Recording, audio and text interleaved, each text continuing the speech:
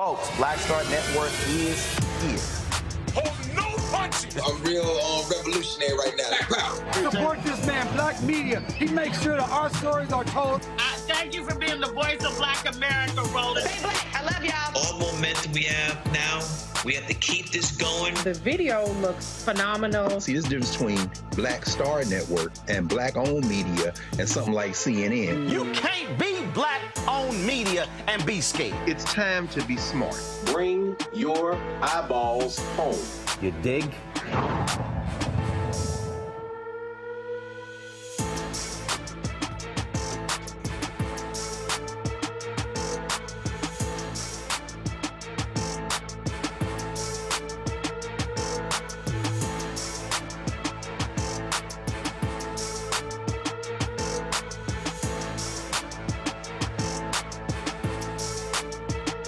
Hi, I'm Isaac Hayes III, founder and CEO of Fanbase.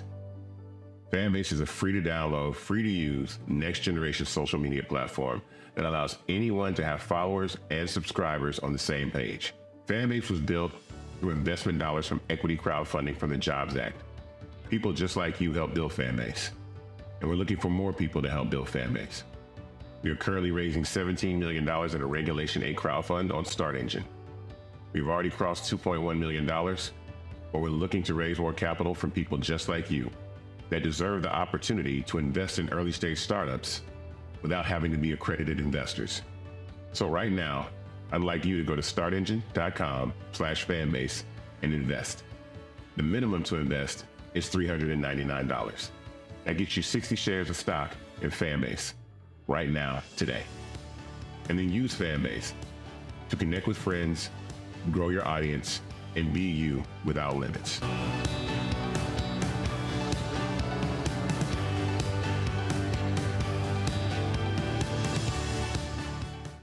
Go, Roland.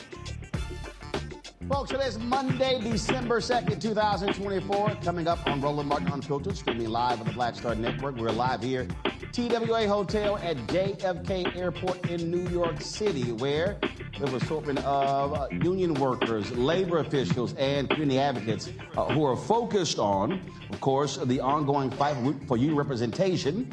Of course, we're here with the International Association of Machinists and Aerospace Workers, or IAM. We'll be talking about the battle that's happening here in New York, but also what we're seeing all across the country. Also, we'll be talking about the election results and the impact that is going to have on unions across this country. Lots to talk about, folks. It's time to bring the funk. I'm Roland Martin Unfiltered on the BlackStar Network. Let's go. Whatever it is, he's got the scoop, the fact, the fine. And when it breaks, he's right on time and it's rolling. Best believe he's knowing. Putting it down from sports to news to politics. With entertainment just for kicks, he's rolling. It's on go, roll, y'all. It's Roland Martin, yeah. Rolling with Roland now. He's funky, he's fresh, he's real, the best, you know he's Roland Martin now.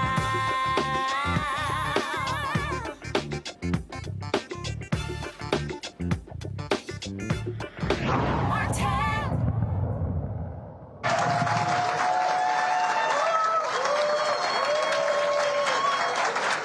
Folks, we're here at TWA Hotel in JFK Airport in New York City. And, of course, glad to be here. A couple of months ago, we were in Atlanta with IAM, talking about, again, the effort to unionize Delta ramp workers there. And so we're now here at JFK Airport. Lots has happened over the last couple of months. Let's get right to it. Richie Johnson, he's General Vice President, IAM Air Transport Territory. That's it. Y'all gonna clap on? Yeah, I'm gonna leave you hanging right there. It's kind of like, should we clap for him or not? I don't know. What would you do? Yeah, there's going to be a long walk home. First and foremost, since we last chatted, that was in September, when we talked, how has the effort gone since we broadcast that show? Yeah, I mean, initial big boost, and it continues to grow. I had mentioned the last time we were together that if we were able to grow our numbers and capture the folks that cards had expired, that we would possibly be found by the end of the year. The struggle still is getting those folks that have not, that their cards have expired. Our numbers are well more than we would need to file for an election if we had both the combination of our current cards and the ones that have expired. So, I mean, we're knocking at the door, and the numbers are increasing every week. So there's a lot of positive to look at from that show. And look, this kind of exposure was fantastic for us. People were talking about it, not just at Delta Airlines, but at all the airlines. And the necessity for this group of folks to get organized. And it really actually inspired the next group, which we're going to talk about today as well, which is JetBlue, which just blew up shortly thereafter. So really? The impact was fantastic. And was it because people, heard about it, but was an opportunity also folks who are not familiar with the effort to learn about what the workers go through and what their concerns were? Yeah, I mean, I don't know if that necessarily was what triggered. I think, look, we had filed for an election with JetBlue 2 years ago, and we lost the election. Getting to a filing was a big deal. It was the first time in 19 years that a filing had been done on that property. And I think, if anything, us being able to get the message out to those folks as well, what it did was it said to them, hey, look, let's not get left behind. We dropped the ball last time. Let's get on this thing. And we literally said to that group of people, look, if you want this, you got to do it yourselves, at least out of the box. Mm-hmm. And they 100% have done the drive themselves, which is fantastic. And that's, a credit to what they're doing, what we're doing at Delta Airlines, and to that group of folks that are saying, hey, look, we don't want to get left behind. It's our turn. As we discussed last time, when you look at the percentage of Americans who have a favorable view of unions, you have not seen it this high in quite some time. And do you think that's because with the wage gap growing, with the wealth gap growing, the top 1%, 3 or 4 individuals having more wealth than the bottom 50%, that people realize that, hey, this idea of just going it alone may not necessarily always work? Well, 100%. I mean, it's absolutely a contributing factor. And the fact that, we're probably more visible and more vocal than we've ever been. We've had, for the past 4 years, a White House that was very pro-labor and said the word union a lot. And we were able to, as labor, get our message out even more. And people wanted to hear the message. And so I think that, taking these opportunities, and appreciate you having us on the show again, to be able to talk to folks and to get our word out there really just inspires people to go, look, there is an avenue. And I also think that we have, a new generation of workers we have a new generation, period, right, that are very involved. And they want to be involved in something. Doesn't matter what it is. They want to be involved, whether it's social injustice, whether it's this movement or that movement. And we have an opportunity to be the something. And when they see that, the inequality that you're talking about, and they want to see that changed in the workplace, well, we're giving them that avenue. And so, yeah, I mean, a big part of why we're having success is this next generation of workers. I had a conversation over the holidays with a couple of folks, and I was talking to them about if they really want to just step back and look at how the nation has changed. Meaning, when you look at types of jobs, how much you're able to make. For a long time in this country, you didn't have to go to college. You had a significant number of jobs for folks that were blue collar, working class. They were able to have good paying jobs, buy homes, send their kids to college, take care of their families. And then if you look at this across the board, so you got manufacturing. Then it used to be able, when you went to a grocery store, the people who actually was a person behind the counter. Sure. I can't remember the last time I even physically went into a bank. And so when you look at a lot of those jobs are now just gone. And so it's hard for people to understand how jobs have changed in this country. And many of the customer service jobs that used to be for students or young folks, you literally have middle-aged and older folks assuming those jobs because of how the labor force has changed. Yeah, look, it has changed dramatically. But there are still a lot of jobs out there. And there is still a an availability for people to come to work for union jobs. And there's been a shortage of people even making those attempts. I mean, I think part of the problem, too, is that for so long we were telling our kids, you got to get a college degree. Right. There is no job for you if you don't get a college degree. Well, that's not true. The trades are begging for people. Like, there's a lot of work out there. And look, if you're in the airline industry, that job's not going anywhere right now. I mean, yes, they're changing. You can go to a kiosk. But there's still people working at these airports. There's still people loading these bags. There's still people, taking your reservations or working security. As I tell somebody, there are some jobs you can't actually outsource. That's right. Somebody overseas can't get that bag from point A to point B. That's right. There's not a robot going out to your airplane and turning a wrench and fixing it, or changing the gears, or changing the wheels, or There's still all these others. There's not a person coming. There's not a robot coming to your house to do your plumbing.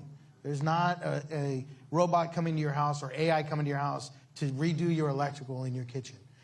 There's still a lot of work out there for people that want to work hard. Somebody posted a tweet 3 days ago that blew me away. It is amazing.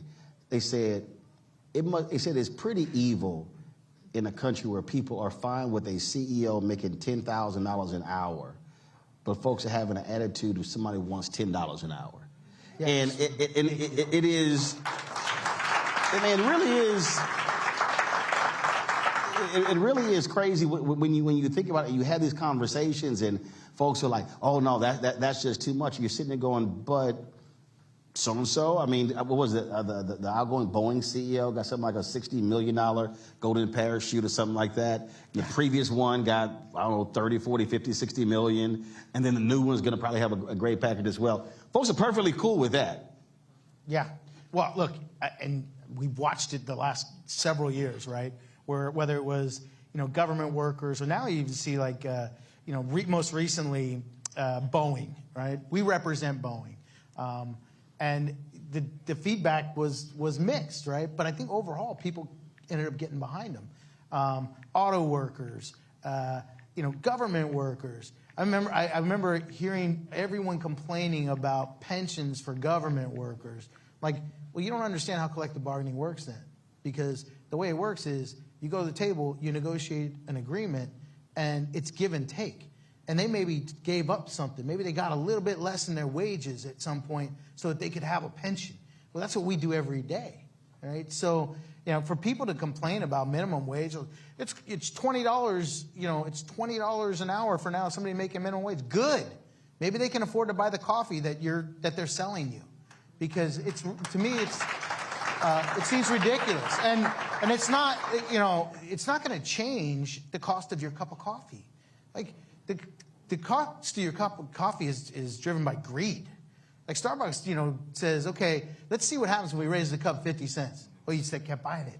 So let's see if we raise another 50 cents. Well, you kept buying it. We'll keep raising it until you stop buying it. I think they got crack in that coffee. Yeah, that's definitely. I mean, I see these people at 5 o'clock in the morning, massive line. I'm like, what the hell? I'm like, there's 40 people in line. I'm like, go drink some damn water. I don't drink coffee. I'm sorry. I ain't knowing. How much? Like $7, $8, $9, $10 for a cup of coffee? Man, that's like a case of water. I can't. I'm sorry. Two cups of coffee and you just paid that person's hourly wage. Just wake the hell up. That's what just slap yourself. There you go. I just saved you about $9, $10. But I just find that argument absolutely ridiculous. Oh, how about this one? So I was flying back from Houston from Thanksgiving, and so I'm on the plane. I'm looking at this story, and I knew it was a lot. So in 2023, the top 20 airlines took in $33.3 billion for fees for carry-on bags. $33.3 billion. Yeah, and that's greed. There's no other driving factor than greed. Okay, you have airlines that don't have bag fees. Southwest Airlines, there's no bag fees, right? They're still making a whole lot of money. I sit on the board of directors of United Airlines. They talk about this. They talk about the bags and say, we can't get rid of the bag fees now. It's just too much money. We make way too much money to get away from the bag fees. And by the way, here you go again, 50 cents cup of coffee. You keep paying it. You know, you're not changing airlines. Those flights are full. They don't care. And people are still checking their bags. They're not saying, hey, I'm going to bring a carry-on. No, they're still checking their bags. As long as we're willing to do it, they're going to keep charging it. You mentioned earlier in terms of folks whose cards expired, and when we were in Atlanta, actually when I was flying back, I was flying back. I was on Delta, and I saw a brother. I said, hey, you know, we had a show last night. He's like, yeah, I saw the show. There's another side to the story, too. I was like, oop, I guess he wasn't down with the show. Like, oops, okay, no side he's on. Yeah. So how do you still deal with that? I mean, is it a one-on-one thing? I mean, how are you trying to educate workers who are skeptical of unionizing your ramp workers and others? Yeah, it really is a one-on-one when we can get them, right? This is an opportunity for people to hear us, and maybe they'd be willing to have those conversations. When we have those sit-downs, when we are able to knock on their door or their coworkers are able to engage them in the workplace, the vast majority, the percentage is super high. 70, 80% of the people that you can talk about the actual comparisons, they buy in. They're interested. So what's their fear? Is their fear, hey, if we do this, this is going to cause us to lose our jobs? Is that the fear? Sure, there's definitely that fear. There's absolutely that fear of that I don't want to be a target, right? There's absolutely that fear. But there's also just the unknown, right? They're being fed, you know, and I mentioned this on the last show. You're getting a relatively close wage to what the rest of the industry gets for them. So they don't take the time to do the research. They don't take the time to find out for themselves. And so, you know, what they're getting told by Delta Airlines or some of these airlines that are non-unionized is, why would you do that? You're going to have to pay, you know, $50 a month for union dues. You know, why do you want to pay that extra amount? Well, you're going to pay that extra amount because you're about to get a lot more. Like, the companies are not out there, you know, trying to keep unions off their property just because they don't want to mess with their culture. No, they're keeping them off the property because an airline like Delta Airlines is saving $1 billion nearly a year in labor costs because they don't give their employees the same package that every other airline worker that's unionized is getting. So what's that package? So what, for the person who's watching and listening who doesn't know, what are the workers getting if they actually do unionize? Like, so for give it. I'm not going to go through every airline, but I'll just take United Airlines as an example. United Airlines, the employees of United Airlines have the top wages, or at some point were the top wages. We're in negotiations again. They'll go back to the top. But the top of the industry in wages, they got a pension, they got a 401k, they have medical plan, they have dental plan, they have paid vacation, they got paid sick leave, they got profit sharing, they got shifts that they get to bid, they get double time, they get overtime, extra pay on their holiday. If they work a holiday, they get double time. Their package is complete. It's not an empty shell where it's painted pretty on the outside with a dollar sign, and then on the inside it's empty. Like, a contract at United Airlines is 300 pages long. And it's not just about that, too. They have protections. They have rights, grievance procedures. If they are wronged in the workplace and a contract is violated, whether it's bidding your shift or picking overtime or things of that nature, they have an ability to say, you passed me over, now you have to pay me. And you have representation to do so. So compare that to the airlines you're trying to unionize. Well, I mean, they just don't have. I mean, they'll have pieces of it. Sometimes they'll be comparable in the wages. Not like, if you take a JetBlue, they're not even comparable. They're just not even comparable with the top 5 or 6 airlines. They're not even in the ballpark. But Delta does a good job of keeping the wages up there. But, you know, I'll give you an example. Your point goes beyond wages. There are other things in the package. So much bigger now. I mean, for instance, I'll give you an example. Delta has a pension, right? It's not the same type of pension that we have at a United or one of our other carriers. They have a pension. You get hurt on the job, at work, get hurt, job related. You go out, you get paid while you're going out. Whatever they paid you while you're going out, that comes out of what your pension compensation is when you retire. That's ridiculous. That's absurd. But that is because the law has a loophole in it that says that they can draw from that to pay their workman's comp or to pay their costs for that. They do. And then they take it out of your portion of your pension. That's just one example. Shift bidding, overtime, the list goes on and on of just the inadequacies, and it's not any different at JetBlue. I'm going to go to a break. We come back. I want to talk about November 5th. Oh, really? Yeah, we got to talk about that and how you are preparing your membership for the next 4 years. All right. Well, I'm gonna go throw up at break, and then we'll. That's not a problem. We got a big trash can right over there for you. Trust me, we made sure it wasn't orange. All right, y'all. Some of y'all figured that one out during the break. All right, y'all. Gonna be right back here from TWA Hotel at JFK Airport. You're watching Roland Martin Unfiltered on the BlackStar Network.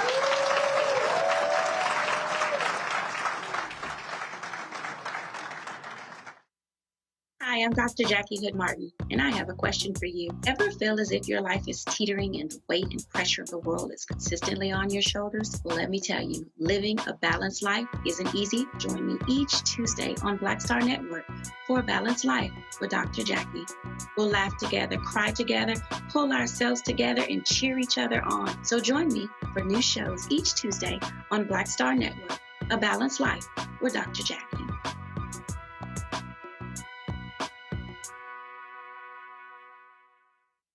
What's up, y'all? Look, Fanbase is more than a platform. It's a movement to empower creators, offering a unique opportunity for everyday people to invest in Black-owned tech, infrastructure, and help shape the future of social media. Investing in technology is essential for creating long-term wealth and influence in the digital age. The Black community must not only consume tech, we must own it. Discover how equity crowdfunding can serve as a powerful tool for funding Black businesses, allowing entrepreneurs to raise capital directly through their community through the Jobs Act.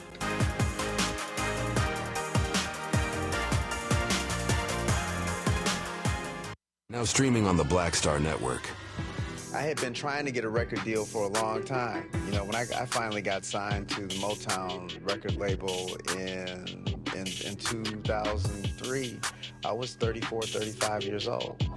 And up until that time, I had been trying to get record deals the traditional way. You know, you record your demo, you record your music, and you send it, you know, to the record labels, or maybe somebody, a friend of a friend, knows somebody that works for, you know, the record label. And really, chemistry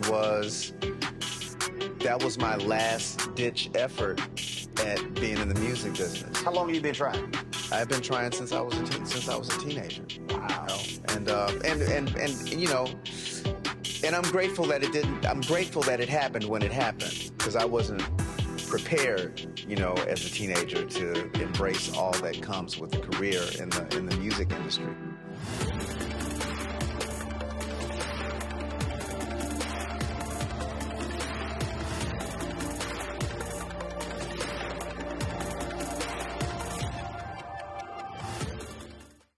Now that Roland Martin is willing to give me the blueprint, hey, Cyrus, I need to go to Tyler Perry and get another blueprint because I need some green money. The only way I can do what I'm doing, I need to make some money. So you'll see me working with Roland. Matter of fact, it's the Roland Martin and Cheryl Underwood show. Well, should it be the Cheryl Underwood show and the Roland Martin show? Well, whatever show it's going to be good.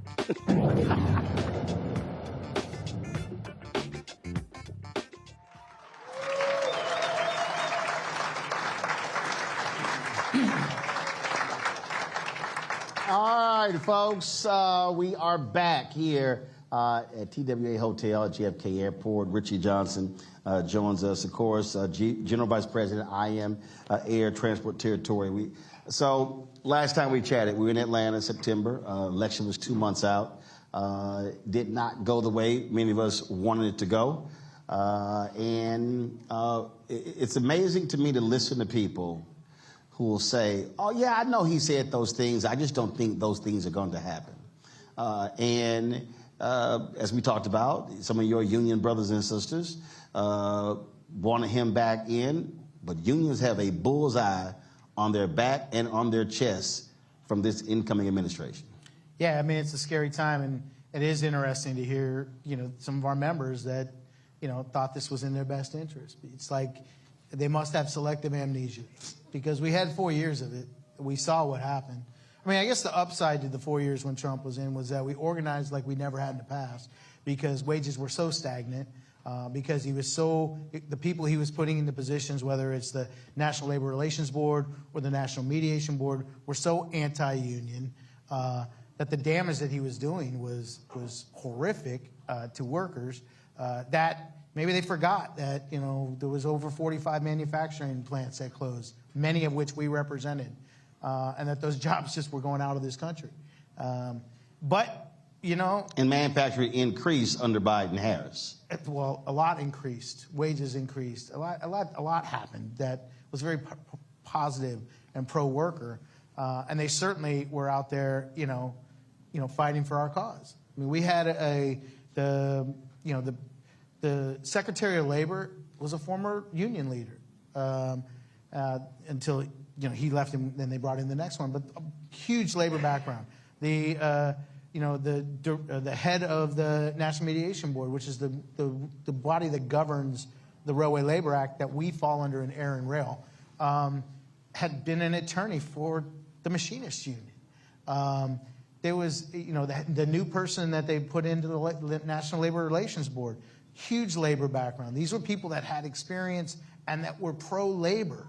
And those have a massive impact in how we are governed, in how elections go forward, the rules behind elections, having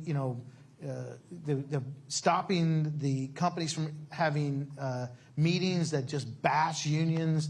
There was a lot that happened under that in this administration, and we forgot what had happened the 4 years under Trump. And it's a scary time because they're not being shy about it. I mean,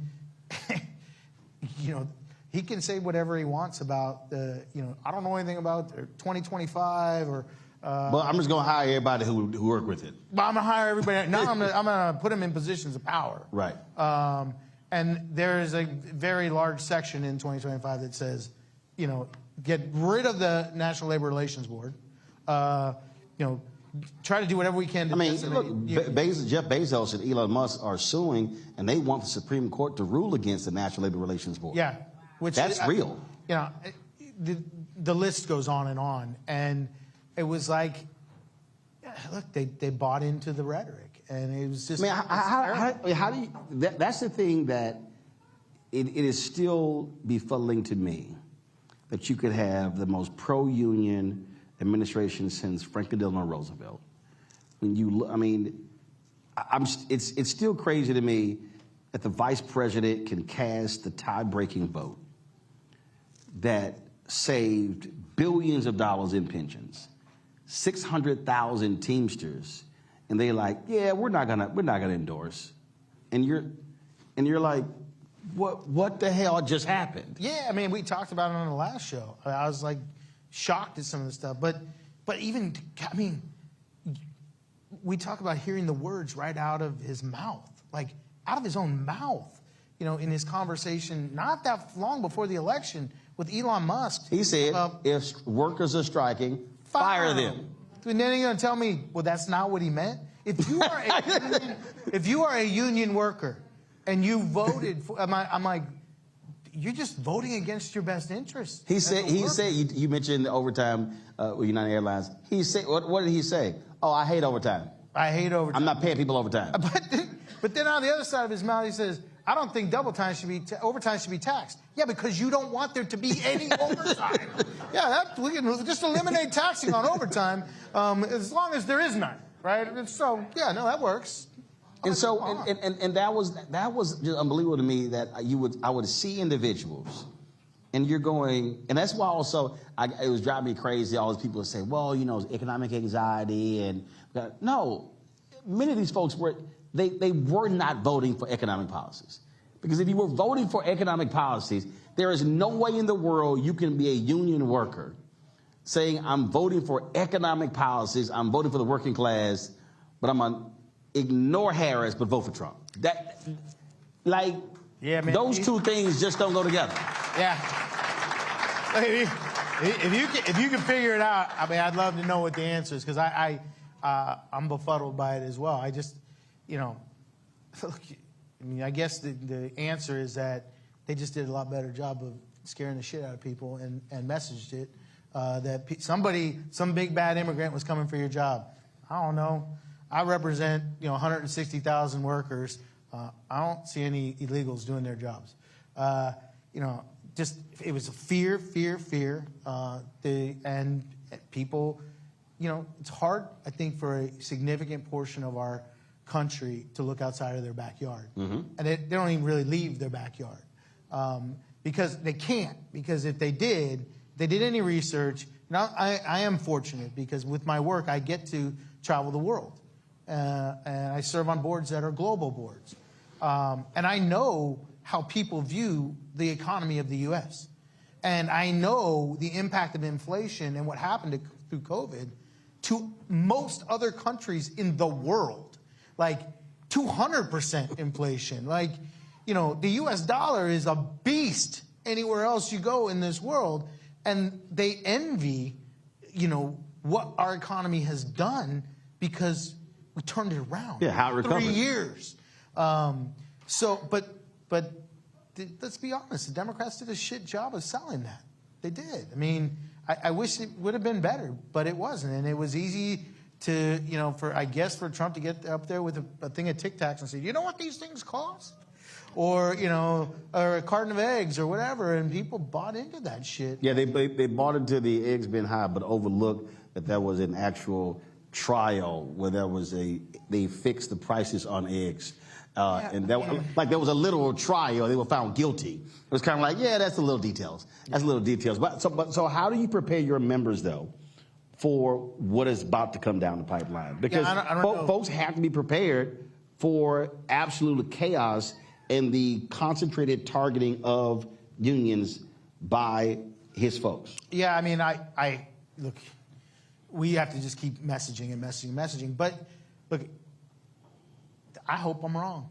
I mean, I hope that, I like the person that he put in as the new Secretary of Labor.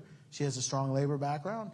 The Congresswoman out of Oregon, Lori Chavez DeRemer, she co-sponsored the PRO Act. So there's hopefully she will continue to be pro-labor. But that doesn't mean that every other appointment he makes, whether it's the National Labor Relations Board or the National Mediation Board or all these other things, couldn't go away. And it doesn't mean like every other person that he's put in there that she won't change her position and carry the company line. So it's a terrifying time, but we have to continue to do what we always do. Look, we had 4 years of it before, and we fought hard, and we organized, and we kept battling, and we'll do what labor always does, which is fight for workers and let them know what we're doing and let them know what this administration is doing. And quite frankly, if he does all the things he promised, then we'll sing that loudly and proudly. I saw 4 years of the exact opposite of that. And I have a hard time believing that that's going to change. But man, I hope I'm wrong. Obviously, people focus on national elections. And one of the things that I've been reminding folks that, look, there's an election every single year. Next year in Wisconsin, there's a Supreme Court race. That's huge. We've seen the attack on labor unions by the Republicans in Wisconsin, and things when Democrats took a 4-3 lead with the last Supreme Court seat, that completely changed the composition of the court. I look at North Carolina. Allison Riggs won for re-election by 600 votes. The Republicans in North Carolina right now are trying to vacate her win to order a new election because they got 5-2. They want to be 6-1. So one of the things that I was reminding people that there are other places, there are state races, those Supreme Court races that are critical because those Supreme Courts have played a huge role in a lot of these labor decisions, not just, again, what's happening federal, but also what's happening on state level. Are y'all also involved in a lot of those races? Absolutely, very much so. In fact, our director of legislation is here today, and we talk about that all the time. With from the bottom up, we have to win these other elections, whether it's local, state, or federal. But every one of those is hugely important now. And in 2 years, we'll be looking at the House and the Senate as well. And so we're already preparing for that. And looking for what the future could possibly be. We were talking earlier, and you said one of the things that even labor had to learn is how to pound his chest to get people to understand what wins look like and successes, and not just sort of just hop from one thing to the next. And you mentioned how previous 4 years, how you really focused on organizing and mobilizing. And Lee Saunders talked about this and asked me, he said we had to go back to basics to really get folk to understand and go back and have real conversations direct with our members to understand why we matter. Is that what happened? Is that what y'all had to do? Yeah, I mean, we completely revamped how we communicate and made in-person visits a priority. But it wasn't just that. It was that we had to change our whole communications. Like, we had to make sure that we had a presence on all the social networks, whether it's, Facebook or Twitter or Instagram or, go down the list. Use every avenue, including things like snail mail and email. So they have TikTok videos of you dancing? Well, I mean, did somebody put that out again? Hey, listen, it was really good. I'm just saying, I was crushing it. But no, we're trying to do as much as we can, including being on your show. Like all of this is important. It's, we take for granted that people will understand. They'll just know. Like, we just negotiated an amazing deal with American Airlines. Makes them top pay in the industry. They're nearly, for a fleet service worker, they're nearly making $40 an hour. All right?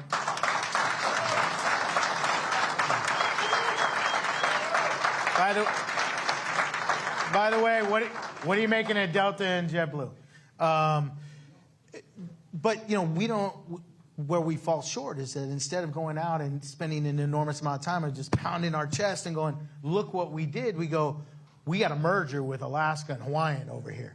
And we gotta make sure that we take care of their security, and we gotta make sure that we negotiate a transition agreement that keeps them at the top of the industry.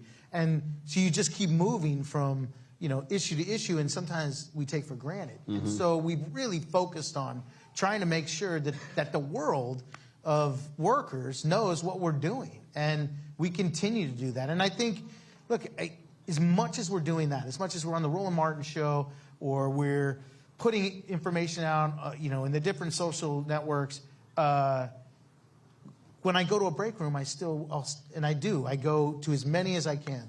I have an office in D.C. I'm there twice a year. Like, I don't go to the office.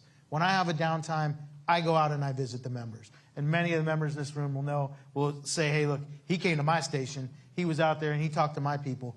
I go out there not because I want to say, pat on the back. I go out there because I want to talk to them about what their issues are, but I also want to tell them about what we've been doing. And when I go to those break rooms and I say, hey, did you know that this happened, this happened, this happened, this happened, this happened? And unless it's on their carrier, they probably don't. And it's important that they do know, because what you do at United affects American. What you do at American affects Southwest. What you do at Southwest affects Delta and affects JetBlue. And each one of those, Alaska and Hawaiian and all these other carriers that we represent, every one of those, look, when COVID hit and United put a mandatory vaccination in, it was the rest of the airlines just jumped on the bandwagon. Because one airline did. It doesn't just go when that kind of thing happens. It goes for everything. When United gets the best wages in the industry, American Airlines goes, look, for us to stay competitive, right, we got to get the best wages in the industry. And so we go in there and we fight for that. And we're not doing this parity bullshit either anymore. Where, hey, we want to make sure everybody's equal. That's fucking bullshit. All right?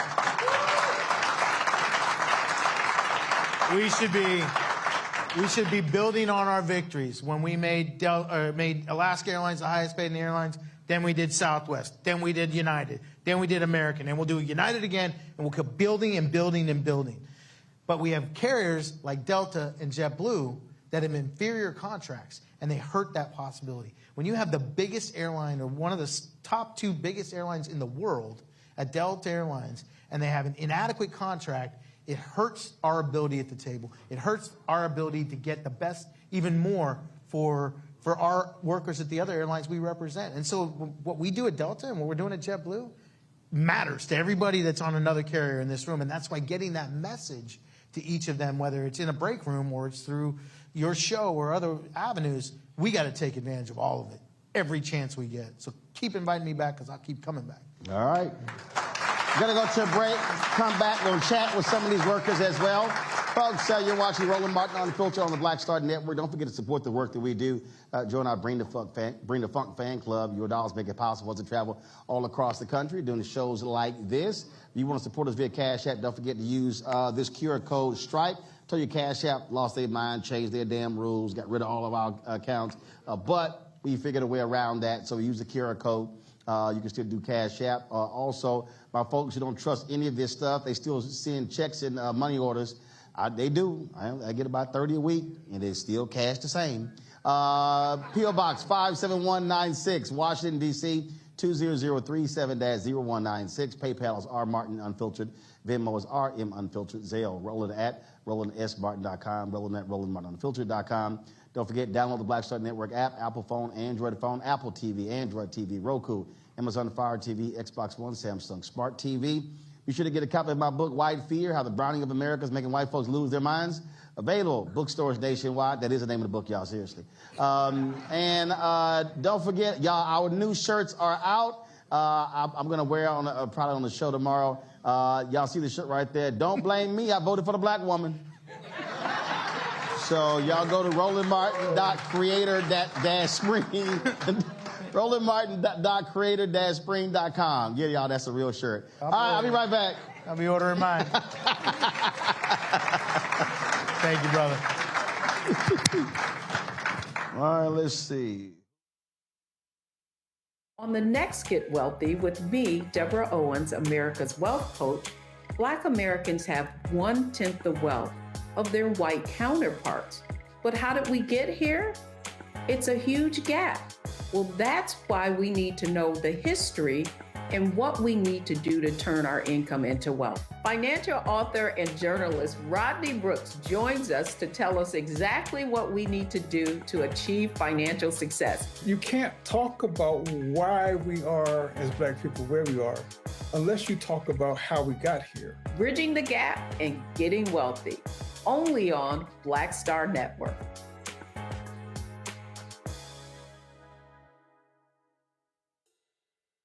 Hi, I'm Isaac Hayes III, founder and CEO of Fanbase. Fanbase is a free-to-download, free-to-use, next-generation social media platform that allows anyone to have followers and subscribers on the same page. Fanbase was built through investment dollars from equity crowdfunding from the Jobs Act. People just like you helped build Fanbase, and we're looking for more people to help build Fanbase. We are currently raising $17 million in a Regulation A crowdfund on Start Engine. We've already crossed $2.1 million, but we're looking to raise more capital from people just like you that deserve the opportunity to invest in early stage startups without having to be accredited investors. So right now, I'd like you to go to startengine.com/fanbase and invest. The minimum to invest is $399. That gets you 60 shares of stock in Fanbase right now, today. And then use Fanbase to connect with friends, grow your audience, and be you without limits.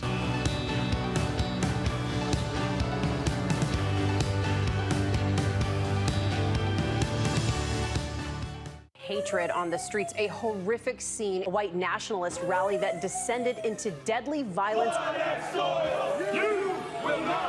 White people are losing their damn minds. As an angry pro-Trump mob storms the U.S. Capitol, we're about to see the rise of what I call white minority resistance. We have seen white folks in this country who simply cannot tolerate black folks voting. I think what we're seeing is the inevitable result of violent denial. This is part of American history. Every time that people of color have made progress, whether real or symbolic, there has been what Carol Anderson at Emory University calls white rage as a backlash. This is the rise of the Proud Boys and the Boogaloo Boys. America, there's going to be more of this. Here's all the Proud Boys, Dave. This country is getting increasingly racist in its behaviors and its attitudes because of the fear of white people. The fear that they're taking our jobs, they're taking our resources, they're taking our women. This is white fear.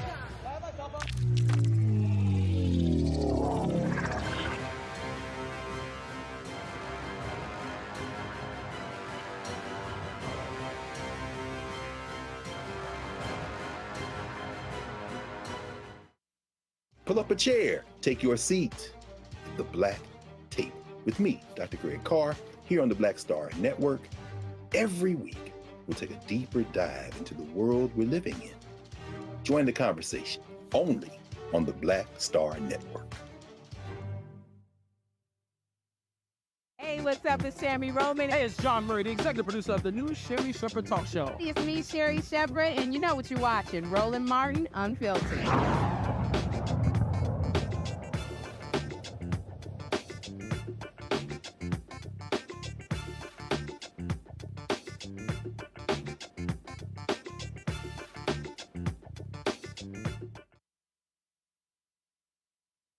Delta and JetBlue workers are fighting for a voice at work. These airline workers deserve a fair shot at a better future. I support them as they seek to join with the IAM. By staying neutral, Delta and JetBlue can show they respect their employees and their right to organize.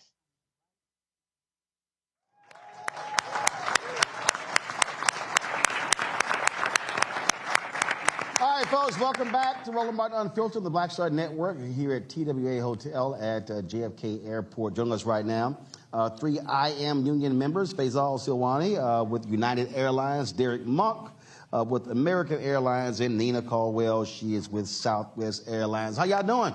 Wonderful. All right.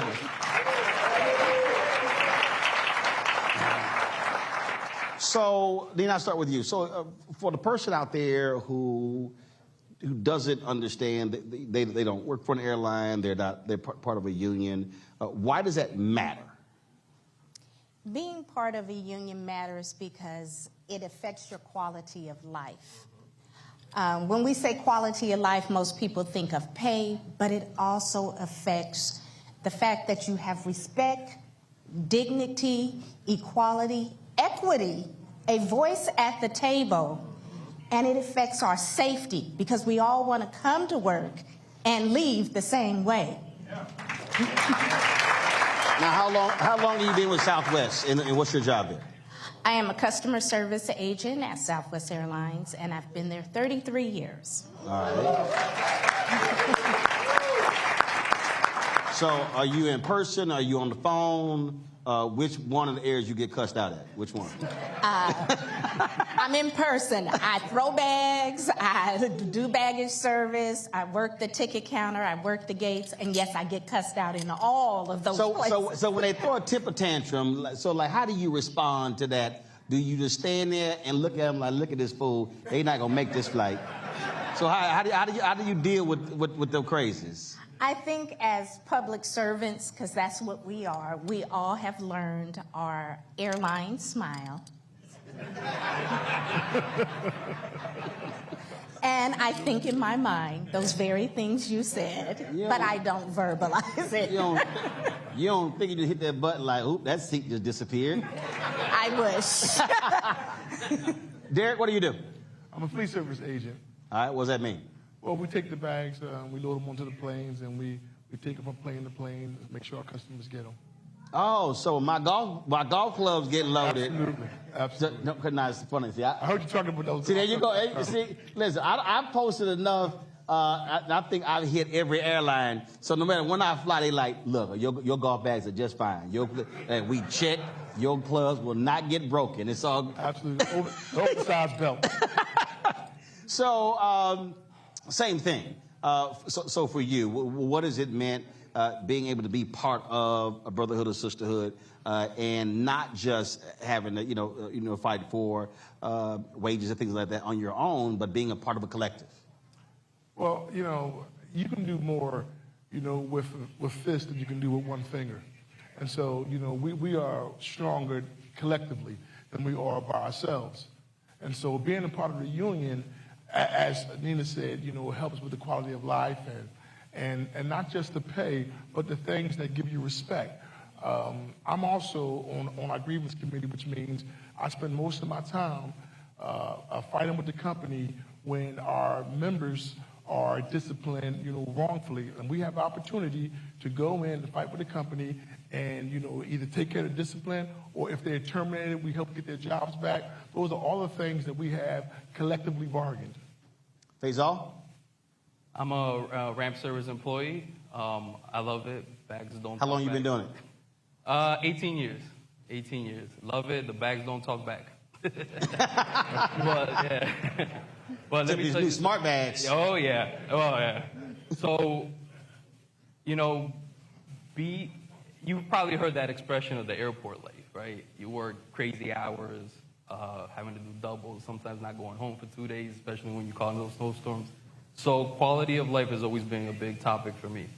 Being on the grievance committee and being the frontline voice for the members is very impactful. And actually, I'm currently on the negotiating team for United. It's so powerful, so important to have a voice at that table, right? Because I got the opportunity to sit across what they call their leadership, which is just a bunch of managers, and how disconnected they are from their frontline employees and how they don't care, right? So, like for us over at United, anytime you go to see a member of management, the first thing they ask you is, what's your employee number? That's all you are to them, an employee number, right? So it's so powerful, so impactful to have a voice at that table and show the company the true examples of what we experience out there. So for all three of you, I'm sure you've encountered folks who've resisted being in the union. What is that conversation like? What do you say to them? Well, I like to use my own experiences because when I started 18 years ago, I started prior to the merger with Continental. So obviously we were non-unionized. And I was a victim of being non-unionized, right? Mm-hmm. So we did unionize and we did merge, but I didn't have job protection as far as where I came from. I started at the cargo operation, and I was faced with outsourcing. Have a company come and tell me after 7 years, hey, by the way, we're going to get rid of your job, but if you want, you can work for the vendor for half the pay and no benefits. So it's sometimes those personal experiences, explaining it to a member who might not agree or might not be 100% behind the union, gives them a firsthand of how important it is to have a union. Luckily, the language that we did have allowed me to come up to the ramp, and those type of experiences help those members understand why it's so important to have a union. Yeah, I agree with that. We have a lot of members who they don't understand, what the union has won for them. They don't understand that it was the union that created the 40-hour work week. They don't understand that it's the union that makes sure they have paid holidays. They don't understand that it's the union, that is able to set up meetings, so that they can have a better work environment and safer working vehicles and things like that. So they don't understand those things. And so those are the things that we try to educate them, especially, when we get new hires or people who just, don't seem to care. We try to do our best to educate them up. Until they get in trouble. Yeah, until they get in trouble. Oh, absolutely. And then you everybody's best friend. Yeah. Nina? I'm a piggyback on the gentleman. Education is the key. We don't live in the age anymore where labor is at the forefront because kids are having kids. So they don't teach their families about labor, the labor movement. So when they come to work and they get a union job, they're not familiar about the history of the labor movement. And so us old heads, we have to take the time. We call them OGs. OGs. We say old heads. Yes. OGs. OGs. We have to take the time to pull our younger members aside and explain to them the benefits of being a part of a labor movement and the history. Because how can you be a part of something if you don't know what it's about?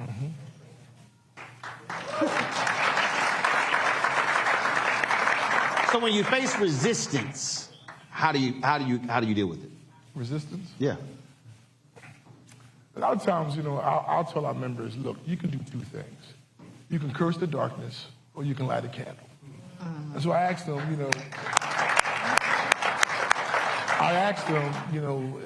get involved. There's a man in the audience right now, Gil Simmons, who is the reason why I'm sitting in this chair right now. Because 18 years ago, I got in a situation where it wasn't my fault. He came to my rescue and asked me to get involved, and that's why I'm sitting here right now. Who's Gil? That's Gil right there. All right, stand up, Gil. He gave you a shout out. There you go. So he asked me to get involved, and I got involved so that what happened to me wouldn't happen to others. And so, you know, I always say, listen, you can talk about it, you can curse the darkness, or you can light a candle. Let's see what you can do. Bring your skills, bring your talents. Let's see what you can do. Help the union, because you are the union. Well, like the sister mentioned before, is that education, right? I like to compare our management to our unionized workers, right? So, you know, we all hate that Mando language, right? That Mando word. I don't want to stay past my shift. So I like to educate them. See, that's the perfect example. We're only required to stay 4 hours. Your supervisor, they might be here till tomorrow. So I think that education shows them how important it is to have that contract, those rights, and it just opens up their eyes to, wow, how different things could be if we didn't have that contract. And that resistance tends to step back a little bit once you educate them.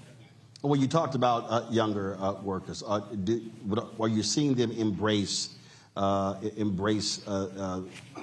you're laying out and understand that their job is to continue this forward? That it's not going to be here just because. You actually have to do some work to keep this thing going, keep it alive. Absolutely. We have a young workers movement, and so what I am finding is that they're more engaged, that they want to make the change in this union. So they come with ideas, fresh ideas, to move us forward. So we want to do everything we possibly can to educate them, to keep them engaged, because they are our future. I'm not going to be at Southwest forever, but I need someone to also leave my legacy to continue my legacy. All right. Now, Faisal, I want to go back to what you said. So you were, when they had the merger, so you've experienced both worlds, not being a part of one and being a part of the IAM. What was the biggest difference? Favoritism. I can't tell you how many times I would see them go to their buddies. Just because you're my friend, you're getting the overtime next. Or just because you're my buddy, you're getting a better shift than everybody else. That's what happened when you were not... When we were non-union. Got it. You understand? Or how one individual will be disciplined different than somebody else just because sometimes the color of their skin. And it was very disheartening to see that. So once we merged, once that union got in, man, what a difference. What a difference. Yeah. All right, then. Well, look, we appreciate all three of you sharing your story. What's that airline smile again? So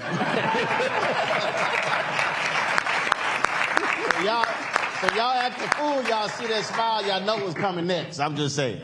I appreciate it. Thanks so much. All right, y'all. We're going to continue the conversation on the other side in our second hour. Folks, you're watching Roland Martin Unfiltered right here on the BlackStar Network. Back in a moment.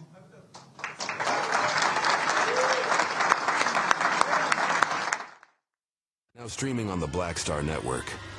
I had been trying to get a record deal for a long time. You know, when I finally got signed to the Motown record label in 2003, I was 34, 35 years old. And up until that time, I had been trying to get record deals the traditional way. You know, you record your demo, you record your music, and you send it, you know, to the record labels, or maybe somebody, a friend of a friend, knows somebody that works for, you know, the record label. And really, chemistry that was my last-ditch effort at being in the music business. How long have you been trying? I've been trying since I was a teenager. Wow. You know? And you know. And I'm grateful that it didn't. I'm grateful that it happened when it happened, because I wasn't prepared, you know, as a teenager to embrace all that comes with a career in the music industry.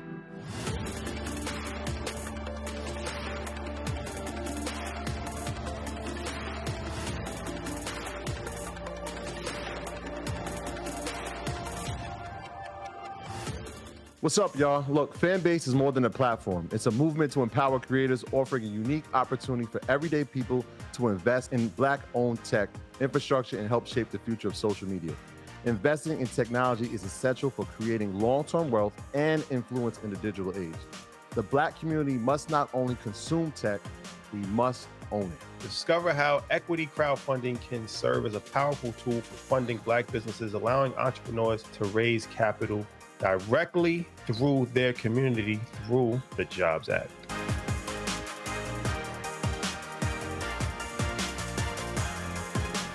Hi, I'm Dr. Jackie Hood Martin, and I have a question for you. Ever feel as if your life is teetering and the weight and pressure of the world is consistently on your shoulders? Well, let me tell you, living a balanced life isn't easy. Join me each Tuesday on BlackStar Network for a Balanced Life with Dr. Jackie. We'll laugh together, cry together, pull ourselves together, and cheer each other on. So join me for new shows each Tuesday on BlackStar Network, A Balanced Life with Dr. Jackie.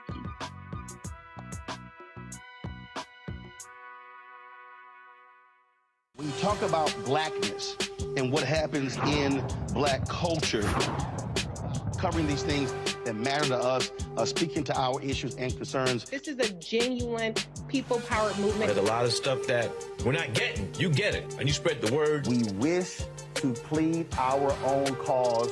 Too long have others spoken for us. We cannot tell our own story if we can't pay for it. This is about covering us. Invest in Black-owned media. Your dollars matter. We don't have to keep asking them to cover our stuff. So please support us in what we do, folks. We want to hit 2,000 people, $50 this month, raise $100,000. We're behind $100,000, so we want to hit that. Y'all money makes this possible. Check some money orders. Go to P.O. Box 57196, Washington, D.C. 20037-0196. PayPal is R Martin Unfiltered. Venmo is RM Unfiltered. Zelle is Roland at RolandSMartin.com.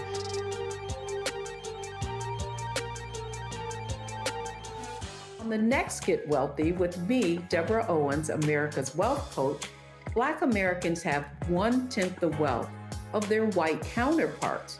But how did we get here? It's a huge gap. Well, that's why we need to know the history and what we need to do to turn our income into wealth. Financial author and journalist Rodney Brooks joins us to tell us exactly what we need to do to achieve financial success. You can't talk about why we are, as Black people, where we are, unless you talk about how we got here. Bridging the gap and getting wealthy, only on BlackStar Network.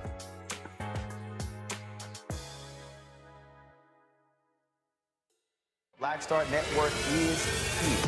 Oh, no punch! I'm real revolutionary right now. Thank you for being the voice of Black America. All momentum we have now, we have to keep this going. The video looks phenomenal. See, there's a difference between BlackStar Network and Black-owned media and something like CNN. You can't be Black-owned media and be scared. It's time to be smart. Bring your eyeballs home. You dig? Pull up a chair, take your seat at the Black Table with me, Dr. Greg Carr, here on the BlackStar Network. Every week, we'll take a deeper dive into the world we're living in. Join the conversation only on the BlackStar Network. Hatred on the streets, a horrific scene, a white nationalist rally that descended into deadly violence. You will not. White people are losing their damn minds. As an angry pro-Trump mob storms the U.S. Capitol, we've seen shooting. We're about to see the rise of what I call white minority resistance. We have seen white folks in this country who simply cannot tolerate Black folks voting. I think what we're seeing is the inevitable result of violent denial. This is part of American history. Every time that people of color have made progress, whether real or symbolic, there has been what Carol Anderson at Emory University calls white rage as a backlash. This is the rise of the Proud Boys and the Boogaloo Boys. America, there's going to be more of this. Here's all the Proud Boys, guys. This country is getting increasingly racist in its behaviors and its attitudes because of the fear of white people. The fear that they're taking our jobs, they're taking our resources, they're taking our women. This is white fear.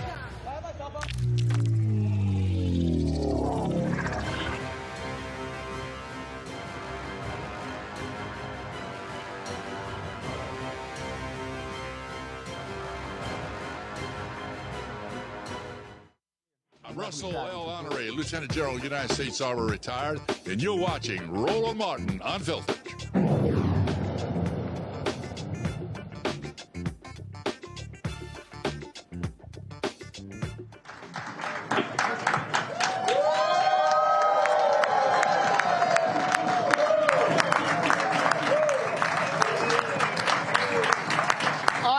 welcome back to TWA Hotel, JFK Airport.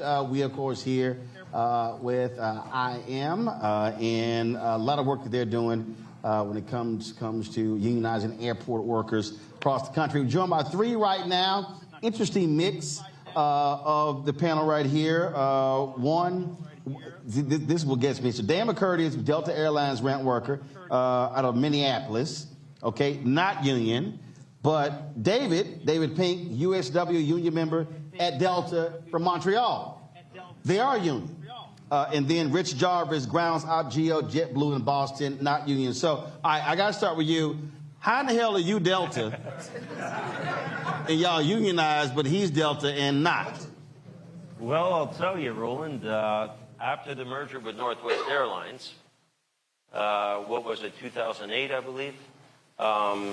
So we had one unionized group of employees and another group that wasn't. That was Delta. Northwest Airlines, we had a collective bargaining agreement. In that agreement, we had a no outsource clause in our contract, which still exists today.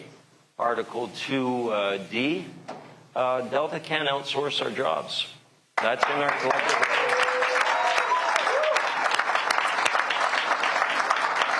So we're now into our third deal with Delta.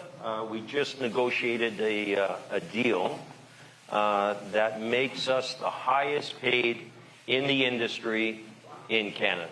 Nice. And that was all because of the Northwest deal.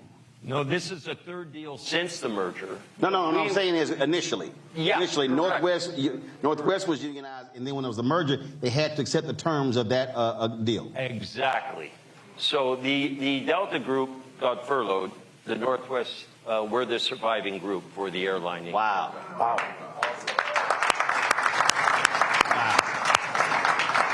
How many workers?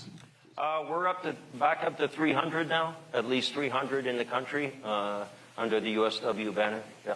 Okay. All right. And so I'm sure, Dan, you like, damn. They got it good. They do got it good. And so I've been with the company 26 years, and I'm pre-merger Northwest as well. So I've been represented by the IAM before. So about approximately half my time has been as an IAM member, and then the second half of my career as a Delta employee unrepresented. So, and the difference between the Canadian workers and ourselves is the laws here in the United States say that we have to organize system-wide across the United States. So if we want to gain union representation under the Railway Labor Act, we have to organize all 45 cities. So not just locally, all cities? All 45. I mean, that's one of the biggest hurdles that we have, is that it's such a huge organizing drive. There's about 19,000 Delta employees, and it's hard. And these cards, they expire after 1 year. And not every employee is paying exact attention to everything that's going on at work. So they don't realize that their card expires. Right now, today, if all of the cards were valid, we could file for an election tomorrow. That's how much support that we have for unionization at Delta.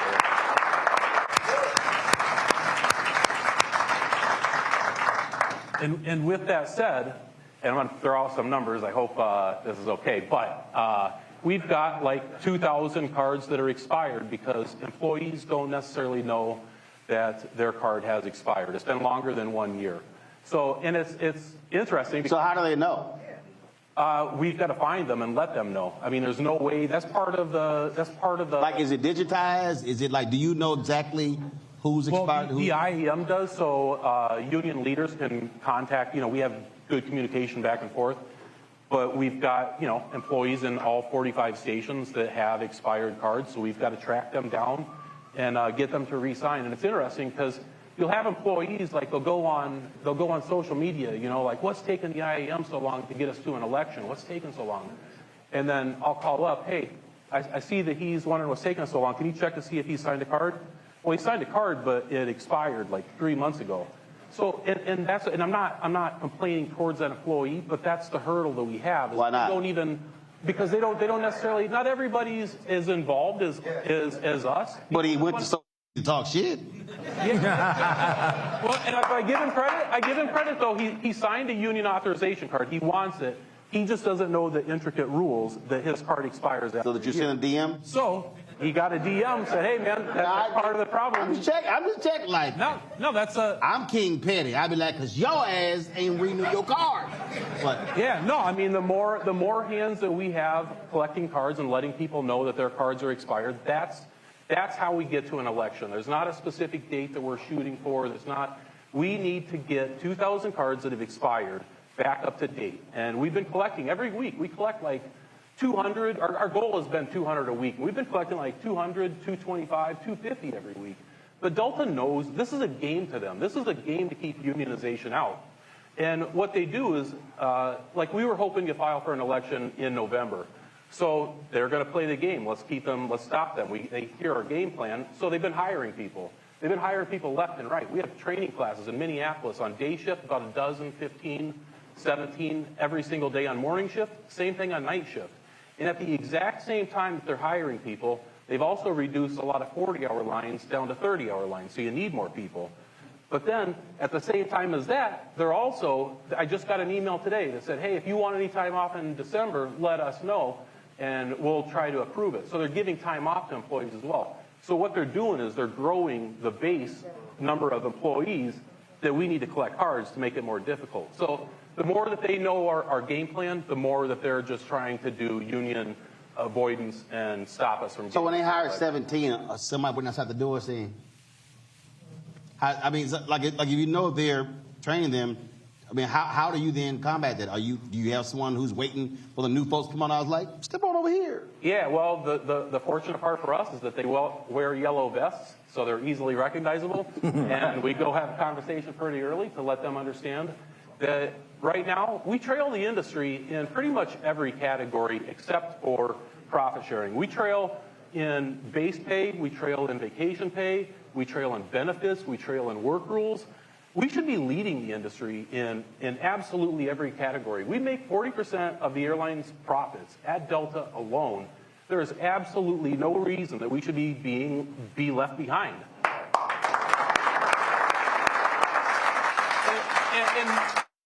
And no disrespect to any of the other airlines out there as well. When we get to a union contract, we're going to be negotiating from a different standpoint than what the other airlines have been able to, because we make so much profit. This airline has the ability to take care of every employee from head to toe. They're just choosing not to do it. So with the union, we can do that.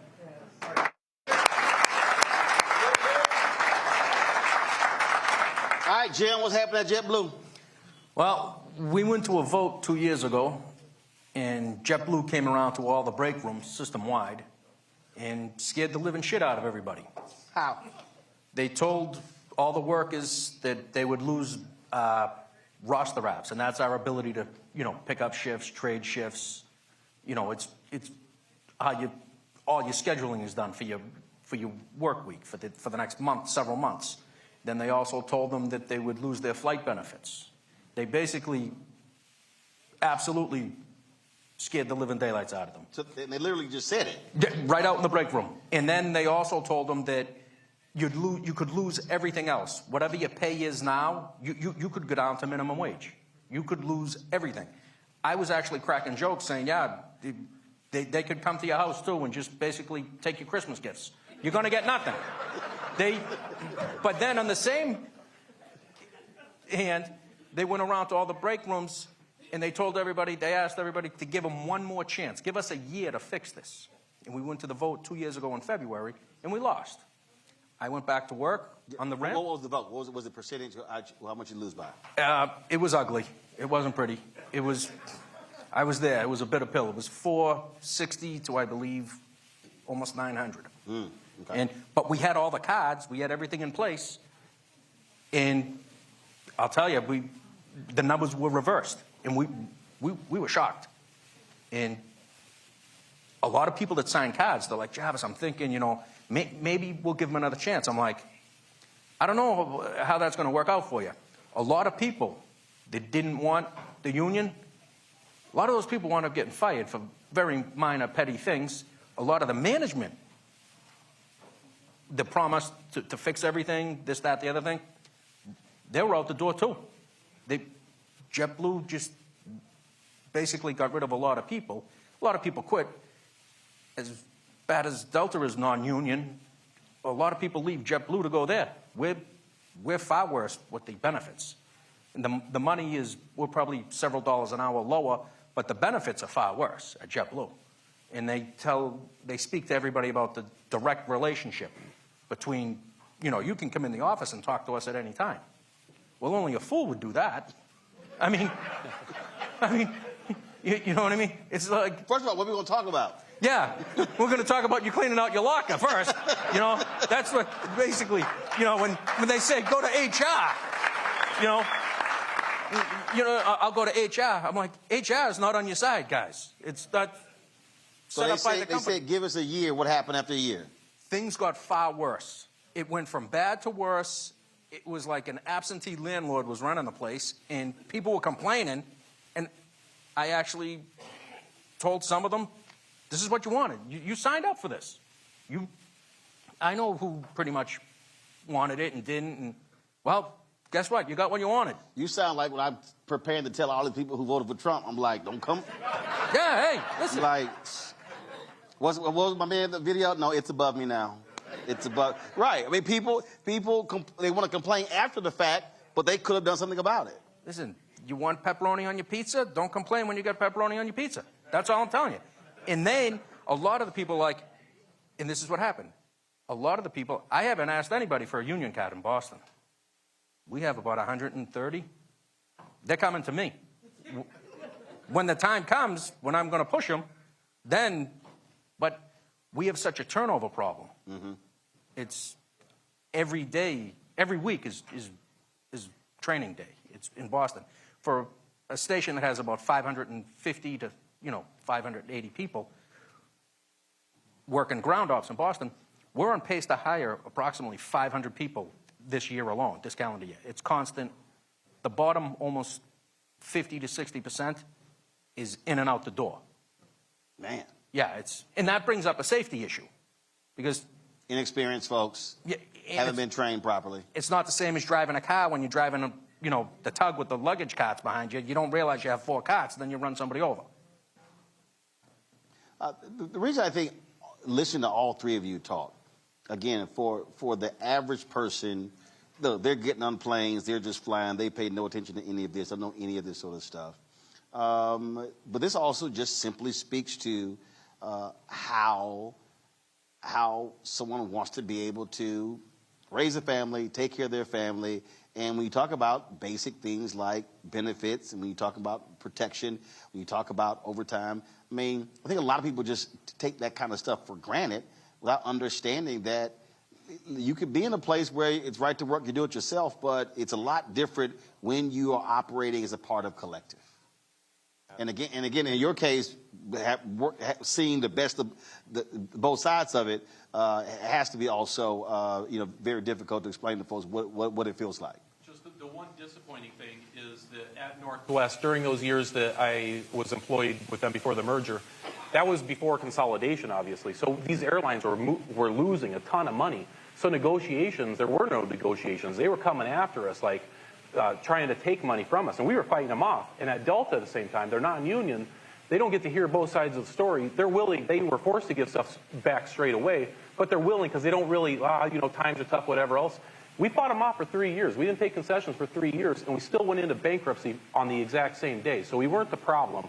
So, I don't know exactly where I was going with that, but.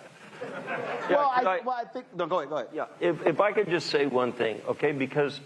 You can say a couple of things. It's all good. We got time. There's been a lot of negativity here, but a relationship between a collective and a company doesn't have to be negative. What I can tell you from my side is our relationship with the airline is absolutely, fundamentally super strong. Okay, we came. But why? Mutual respect, negotiating in good faith. It just is. But is it also that the airline understands that, when you say mutual respect, that first of all, they can't make money, they can't be on time. They can't have high customer service unless you treat the folks who work for you well. And if you take care of them, they're going to take care of you. Absolutely. And that's exactly right. You know, you take care of the employee, and the employee takes care of the customer. And what I can tell you is I have nothing negative to say about my jurisdiction working for Delta Airlines. Okay, we have a very strong relationship. To give you a little story, I remember in Atlanta, I was on the negotiating committee. There was a USW staffer that was coming in to sit on the negotiations, replacing someone who was there for the following negotiations. And we came in that morning, and we came into the boardroom. We met the Delta folks and grabbed their breakfast and coffee and exchanged pleasantries. And then we went up to our boardroom, and Derek said, "What's with all the hugging?" Okay, so, you know, it's not to say that we haven't been at loggerheads, but in the end, it's a very strong relationship. You damn Canadians. Yeah.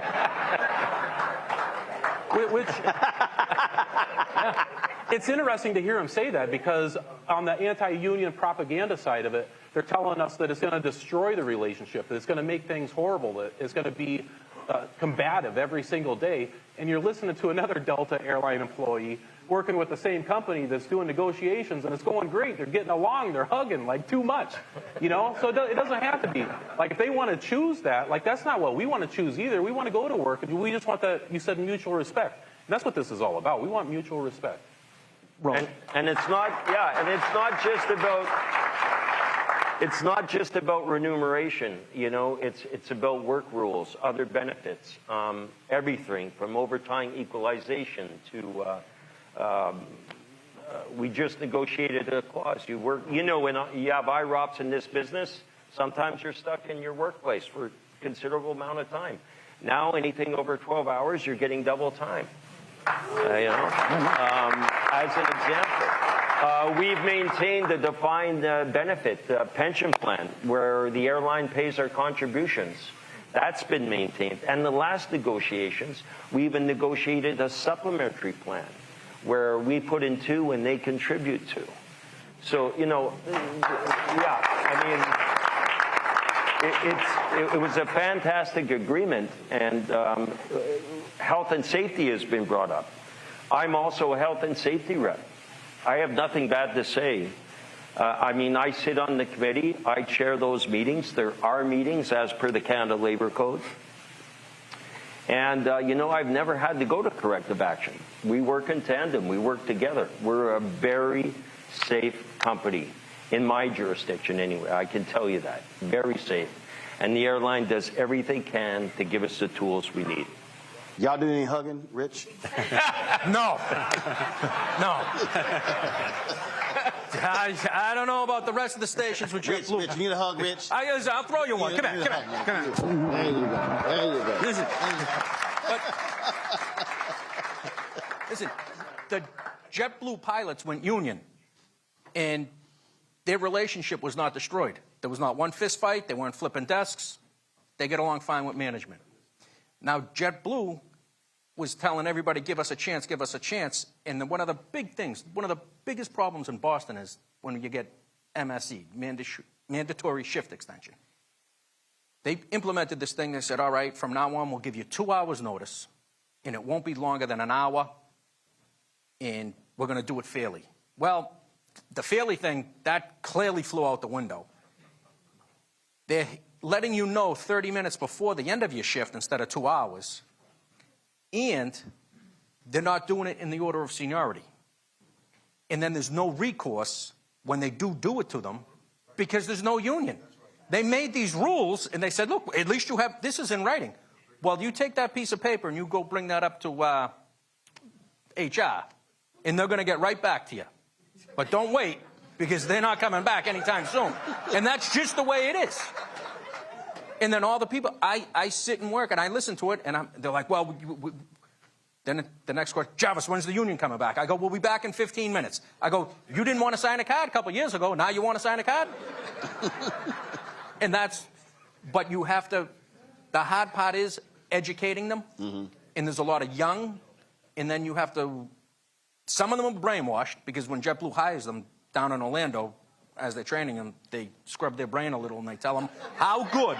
No, they do. They do. They tell them how good JetBlue's going to look out for them. We call it, they drink the blue juice. It's like Jim Jones giving the lemonade years ago. Kool-Aid. Yeah, killing 1,000 people, right? Well, they have them drinking the blue juice, and it's like, but no, the company obviously doesn't have your best interest in mind. They're there, but a lot of the managers and supervisors, they just turned down being managers and supervisors, especially in Boston, because they went back to work on the ramp as regulars because they got lied to, too, by upper management. And they really did. They were better off they made more money working on the ramp because they were screwing the supervisors. And that's why the whole system, especially in Boston, it's not only sideways, but it's upside down. It's just, the whole thing is wrong. See, the thing that jumps out at me, and this is, it's really interesting when you look at, again, culture and mindset in this country. And the reality is, when you look at the places, you take a Chick-fil-A, you take some of these other companies, when you look at these employee surveys, companies that typically take care of employees, treat them with respect and dignity, provide benefits, lowest turnover, least drama, highly profitable. And but when you look at what JetBlue tried to merge, what was it? One of those Spirit. Tried to merge with Spirit. And when you look at a lot of these companies and they're having difficulty making money, things along those lines. And when your relationship is crap with employees, they're not trying to help you out. They're like, nah, the hell with you, because you haven't treated me well. And so when you listen to that relationship, or even some of the other negotiations that have taken place, is that when you say to the folks in your shop, guys, there is another way? Well, I was assigned, because JetBlue had a deal with American Airlines, a code share. I was assigned to go down to American Airlines a little over a year ago, and I had to go in their office, and they showed me on their computer how to use their computer system so I could track the JetBlue bags, and they had a guy going to us, so we did the bag swap. And it amazed me. My first day in there, their first assignment at American Airlines is when they're getting their lunch break. I went back over to my break room. I told everybody, they didn't believe me. I said, tomorrow I'll take you down there. I said, the first thing that they get is their lunch break assigned. At JetBlue, there was no lunch break assigned in Boston. Some days you didn't get a lunch break, and then, well, you got plenty of downtime. Or you might get a lunch break 8 minutes into your shift, or the last 30 minutes of your shift. Well, that's the people on the ramp. The guys in the bag room, guys like me, I do the transfer bags. But the people working the ramp, they're probably not, 85, 90% of the time, they're not getting a lunch break in the middle of their shift. They might get a shot at the vending machine or the bathroom, but they're going to have to leave their team shorthanded. But they're not sitting down heating something up at the prime of the night. And then a lot of the times, when somebody's already picked up a shift and they're doing a double, and they're working the next morning, now it's 9 o'clock at night, they'll come out and tell them that they have to stay another 4 hours. So the guy's going to be working, 23 hours out of the last 26 hours. And that's clearly not even legal, but no, you got to do it. It's not our fault you picked up those hours. Well, it's your fault you're keeping me here, because it's run short. We're short-staffed. And then as soon as there's a little weather, flights are delayed. Next thing you know, you need more bodies, because you skeleton crew at night. Now your mandatory shift extension, and 40 people. So do you not think, because of 2 years ago, do you think that JetBlue workers, well, the ones who actually are still there, right, are far more motivated to turn those cars in and get it done this time? Oh God, yeah, yeah, definitely. But there's still there's a very, very small percentage that are, I think they've been lobotomized, between me and you. They're not coming around. There's no. That blue juice is taking total effect. Yeah, you could listen. They could get run over by a plane and they'd be fine with it. They don't. JetBlue has their back. They really believe that. Wow. You want to jump in? Well, The one thing that we hear over and over is quality of life work rules. We just went through, like talking about, first of all, the lunches. At the unionized carriers, in their contracts, they've got it written in their contract that you get your lunch between the 3rd and the 5th hour. It's not it's 4 hours. If you go past 5, you can file that you're going to be paid for that lunch if you don't take it within 5 hours into your shift. Yep. Damn Canadians. That's those Canadians. And the contracts at United and American and the other ones here in the United States, they have it as well. And some of the rules might be a little bit different, but you're not getting your lunch at the very beginning or the very end. And if you do, there's just a little show of respect. It's not going to break the bank that says thank you for taking your lunch at an inopportune time. The other part is we just go through the holidays and we watch, like United. I know their contract. I was talking to a guy that works for United. For our holidays, obviously we fly on holidays as well. So there's 10 holidays. At Delta, you can either float the holidays throughout the year for some other day, or you can get paid double time on that day if you choose to work it. At United, you can choose to float that day throughout the rest of the year, or you can choose to work it, but you get paid double time and a half. Like there's no reason that we have these work rules that lag the rest of the industry. And part of the problem is that our coworkers just don't know all these benefits that the union contracts gain them. It feels like on holidays, like, you know how you go to a slot machine and you hit the bonus and it just keeps racking up money? Like that's what the union contracts are doing with their work rules that they mention in there to get extra pay. And at Delta, we're busy sticking the quarter in and pulling the trigger one time, getting one spin out of the deal. So it's all these shows of respect. It's the quality of life. It's having everything that's defined that you can get, look at a book and see exactly what's going to take place. That's worth maybe not a dollar amount, but it's worth a lot in security, peace of mind. If there's one through line, this show, previous show, and my goodness, even when I talk about all the stuff we did during this election, it's just the number of people, you hear the phrase, when you don't know, you don't know. And it just requires a constant state of education for folks to understand that they're missing on a lot of stuff. And if they would just listen, get educated, read, and understand, then a lot of the complaints, there's a way to fix those issues. Except in Canada, y'all are great. Management probably brings y'all birthday cakes. Yeah!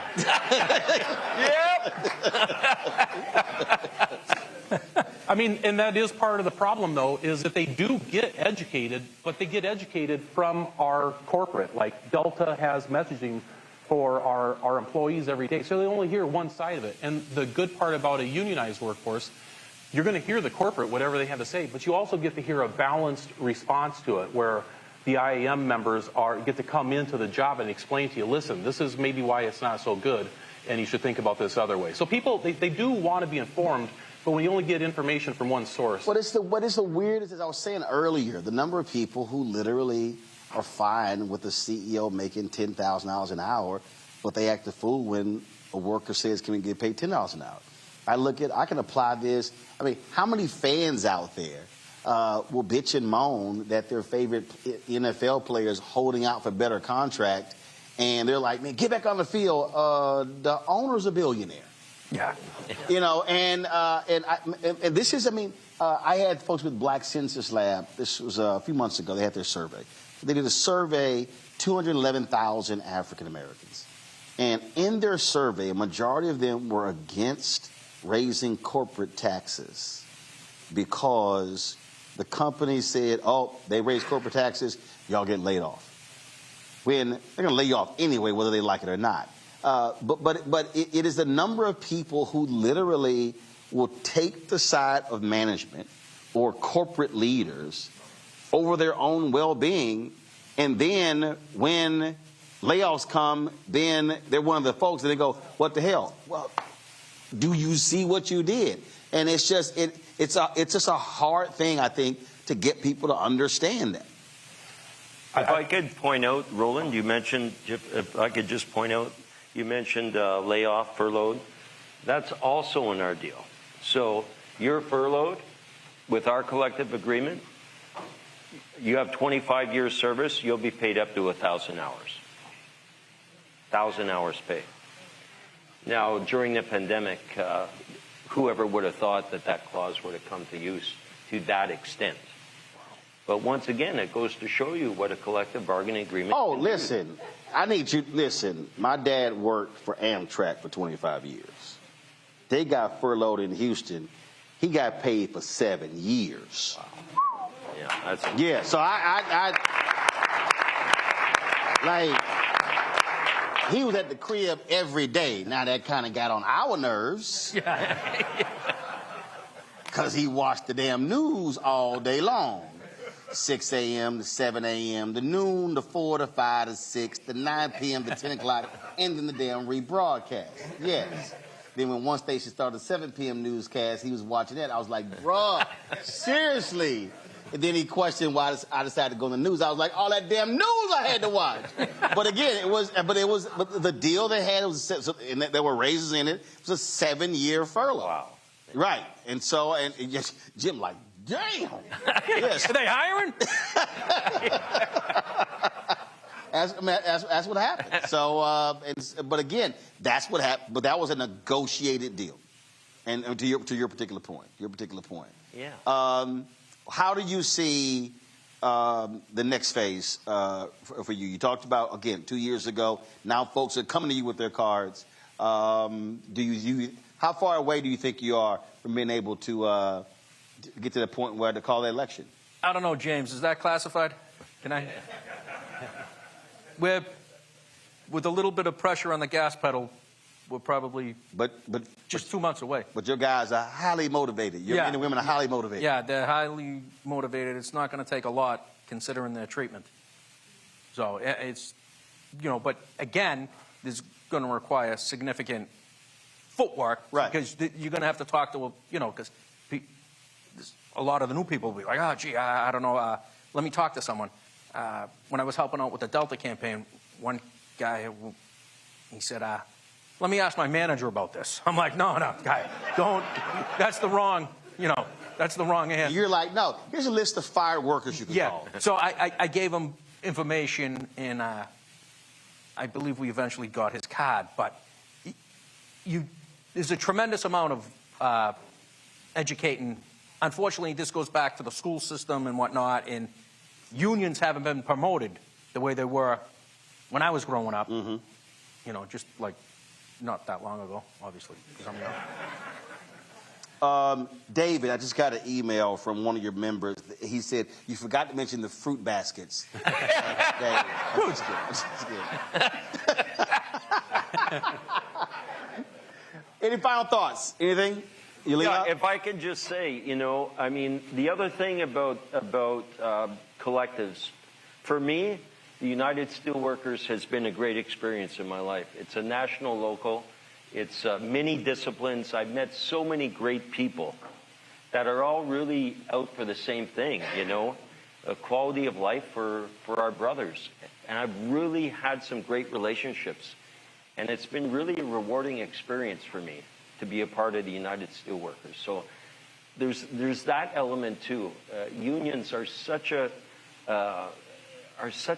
have such a great cause, and there's so many great people within them. I've met so many great people. I've met a lot of great people here at the IAM just today. So keep it up, And they're all trying to get their passports to go to Canada. Yeah. I would just like to do a call for action from my fellow Delta employees. We have enough support to get us to an election. And we do the math. We need 2,000 cards. That sounds like a lot of people we need to get re-signed. But we've been getting 200, 225, 250 every single week. So don't sit there and do the math and go, man, that's 10 weeks so we can get to an election, because you can't put a date on it. You can't sit there and say that we're going to have an election on this date and then just wait for a bus to get there. Let's double it. Let's triple it. Like, if we have more hands involved, we can get to it sooner. So I just would ask, if you are unsure if your card is valid, make absolutely certain that it's on file and that it's up to date. All right, then. And get involved. And we'll close this out. David and Dan, I think y'all owe Jim a hug. I'm giving free hugs. Folks, we'll be right back on the BlackStar Network. I appreciate it. Thank you. Appreciate it. Thank you. Hi, I'm Isaac Hayes III, founder and CEO of Fanbase. Fanbase is a free-to-download, free-to-use, next-generation social media platform that allows anyone to have followers and subscribers on the same page. Fanbase was built through investment dollars from equity crowdfunding from the Jobs Act. People just like you helped build Fanbase, and we're looking for more people to help build Fanbase. We are currently raising $17 million in a Regulation A crowdfund on Start Engine. We've already crossed $2.1 million, but we're looking to raise more capital from people just like you that deserve the opportunity to invest in early-stage startups without having to be accredited investors. So right now, I'd like you to go to startengine.com/fanbase and invest. The minimum to invest is $399. That gets you 60 shares of stock in Fanbase right now, today. And then use Fanbase to connect with friends, grow your audience, and be you without limits.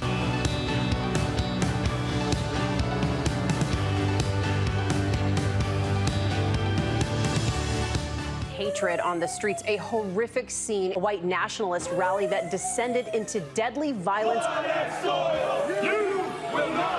White people are losing their damn minds.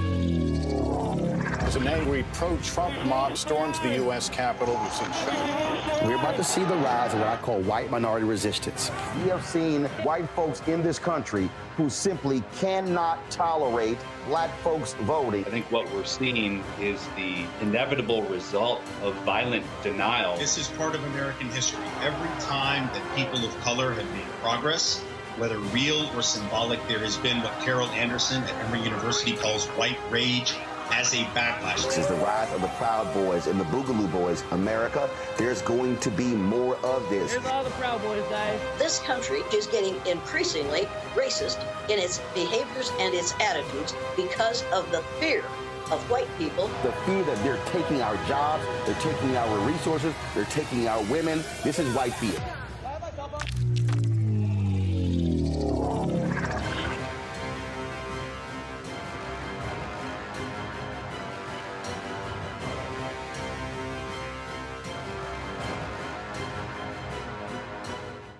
On the next Get Wealthy with me, Deborah Owens, America's Wealth Coach, Black Americans have 1/10 the wealth of their white counterparts.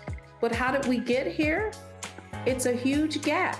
Well, that's why we need to know the history and what we need to do to turn our income into wealth. Financial author and journalist Rodney Brooks joins us to tell us exactly what we need to do to achieve financial success. You can't talk about why we are, as black people, where we are, unless you talk about how we got here. Bridging the gap and getting wealthy, only on BlackStar Network.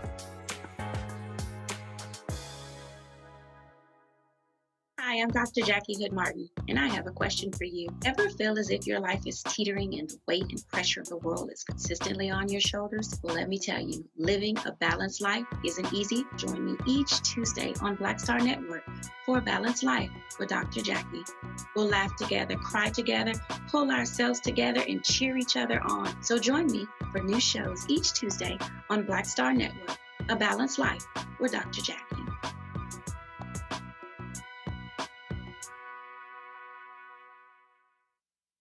Hey, what's up, y'all? I'm Devon Frank. I'm Dr. Robin B., pharmacist and fitness coach, and you're watching Roland Martin Unfiltered.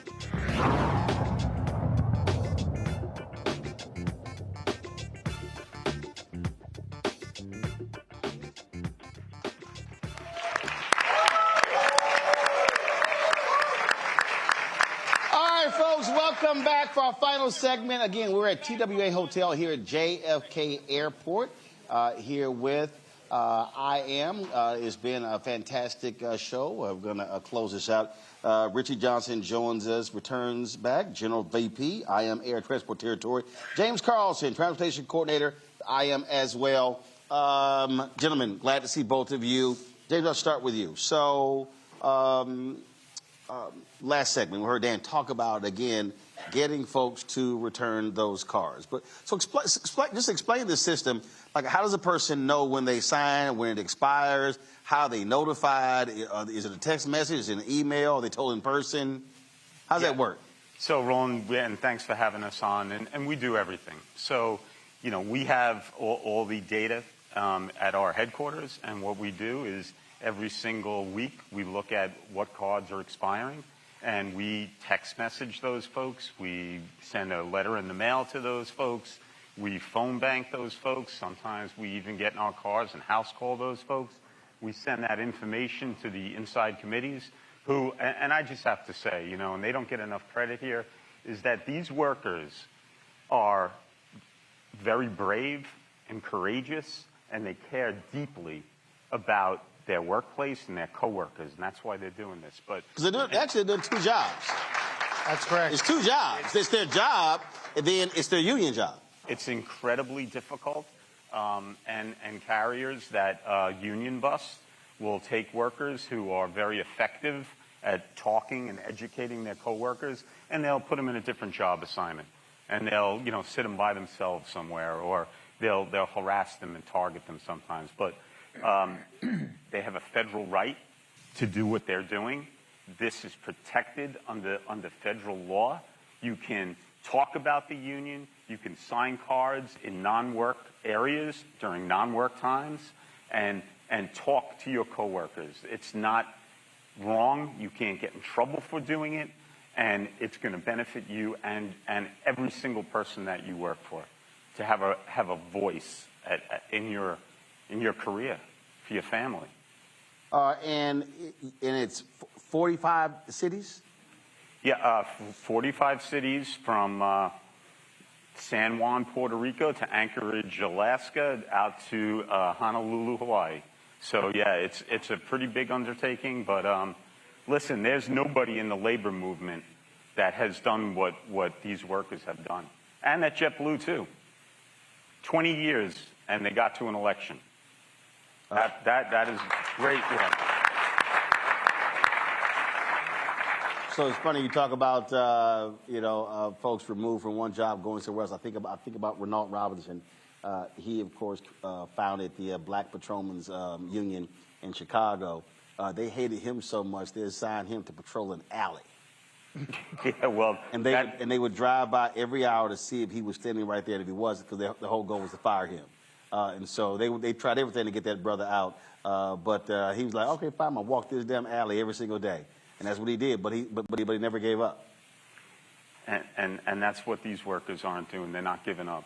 And this is about really sometimes we like to classify people. You know, you have politics that's going on. You have, you know, racism. You have gender-based divisions that you know are trying to be brought out. This is a worker. It doesn't matter who you supported in a presidential election. It doesn't matter who you love. It doesn't matter what color you are. And that's the great thing about the union movement, right? We're everybody and we're together. And that's the key to this, is workers to raise their consciousness and know what is possible, right? You don't have to go to work a flight attendant once told me this. She said, when I have to go to work at Delta Airlines, I have to become a different person, because she was scared to be targeted. She's saying, when I talk about the union, and she never gave up. To this day, she still does it. But that's what these workers are for. They're forced into a situation in which they can't relate freely, and they're inundated with messages and inundated with fear and risk. What the union buster does is get the worker to believe that joining a union will risk more of what they have at work than not joining a union. That is the goal. Richard, but it was also that, I think, again, when you try to get people to understand this, corporate execs, they negotiate their deals. Of course they do. They negotiate salary, stock options, time off.